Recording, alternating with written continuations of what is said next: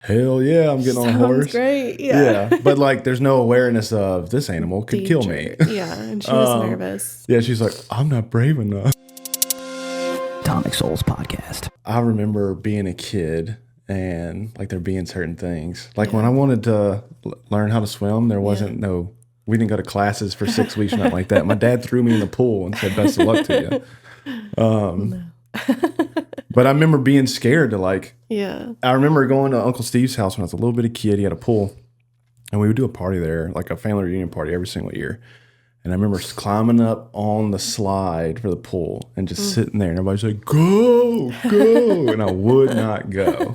And I think my dad just finally pushed me, like just to get out of everybody else's way. Yeah. But like I was getting nervous about going down a slide into a pool. You don't like heights too, though. I do not like heights. That is consistent. Yeah. That is one thing you've never gotten over. I still have not gotten over that. I do not like heights.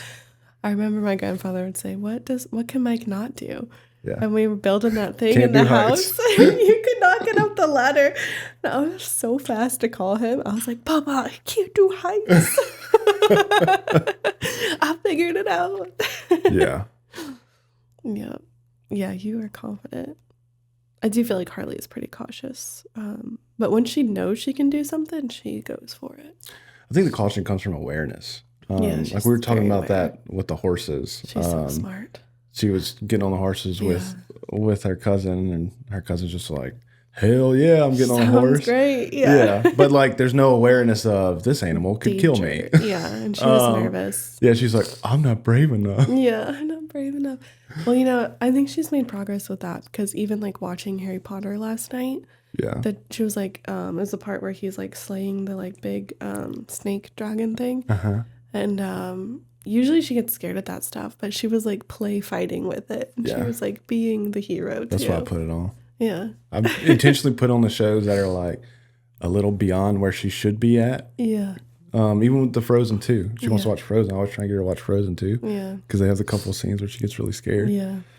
But she gets scared with like the Moana stuff too, but I feel like the last few weeks she's been like embracing the like brave hero, and she's like, he's so brave. Yeah. I was like, yes. Yeah. Progress. Yeah. I don't want her to be a little scaredy cat because I was that. I feel like it held me back from a lot. So I was never scared of anything except heights. Couldn't do heights. Your dad didn't push you off a ladder. He couldn't fix that one. Hey, he should have taken you skydiving. I'll go 1v3 fighting people, but if I got to climb 3 steps to get there, I ain't showing up. He should have taken you skydiving. Fix that one. We went parasailing a couple of times. We used to go to the beach every single year. And parasailing was different though. I don't know what it is about that, but you get up there and it's safe because you're still attached to a rope. No, I feel like you're so high up that it doesn't feel real anymore. Doesn't register. Yeah. It's like looking out a window on an airplane. Like it doesn't bother me at all.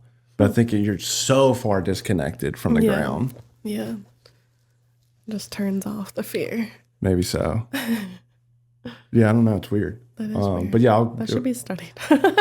If I get on a ladder, like literally just 3 feet off the ground and change a light bulb, I'm like, ooh. I know. It's weird. That's funny. Yeah. Well, we were going to talk about values. Okay. Great.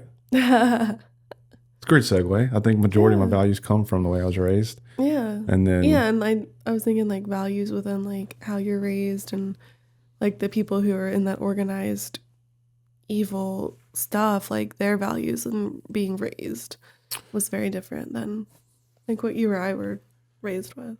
Yeah. I think people might disagree with this, but now I've gotten older and I've met more people from other cultures, and I mean like outside of America cultures. Yeah. Like I won't say friends, but people that I've associated with that are from the Middle East and from the UK and from, all these different places. A concept that I hear a lot of people talk about is like inherent morality.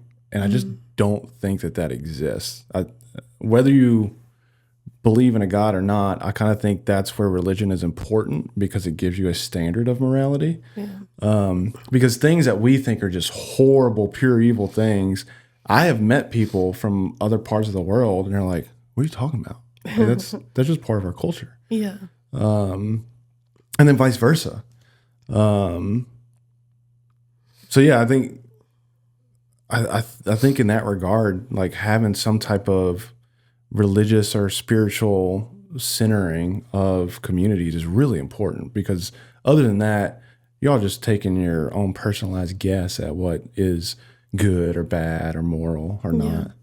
Well, like our brain wants to survive and it wants pleasure. And so left to our own devices, that's what we're going to do. And so having some kind of like moral or ethical or philosophical guidance that directs you to like helping the world is a more noble thing in my experience. Yeah, because in general, most religious-based moralities are going against whatever your nature is. Yeah, like even like Buddhist, like monks, like they're doing the whole meditation thing because they're trying to quiet their mind. Yeah. Naturally, the mind is noisy. Sure. Oh, speaking of monks, I heard me and Khalid were getting coffee the other day, and he told me just the coolest story ever. I don't remember where it was at, but it was a monastery that had monks at it. And the monks would go down, I guess there was a town like 6 or 7 miles away from them down the hill. And they would go down there and beg for money. They didn't even need the money. They would get the money and then donate it back to the town. Wow.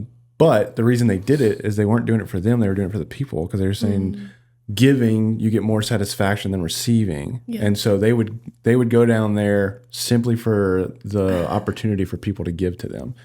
And then they would turn around and give it right back to the community. Yeah.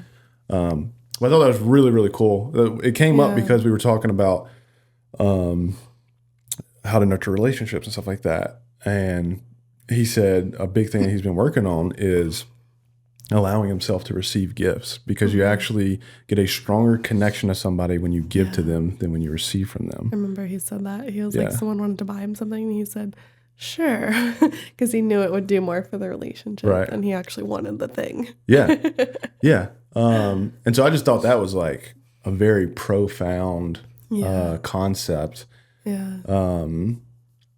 And it makes sense, because like, let's say you see somebody, on the side of the road that's begging, and you just kind of feel called, like, okay, I need to give them some money. Yeah. You're going to think about that for probably the next week. Yeah. They ain't thinking it past that interaction. Right. They just got the money. Yeah. Right. Yeah. Yeah. Honestly, every time you're reading your Kindle, I'm like, oh, fuck yeah, that's the best gift I ever gave you, because you're reading it all the time. I love that Kindle. Even people here at the office are like, oh my God, he is reading that all the time. Good job. Yeah, it's great. It really is. Get so much joy out of it, probably more than you do.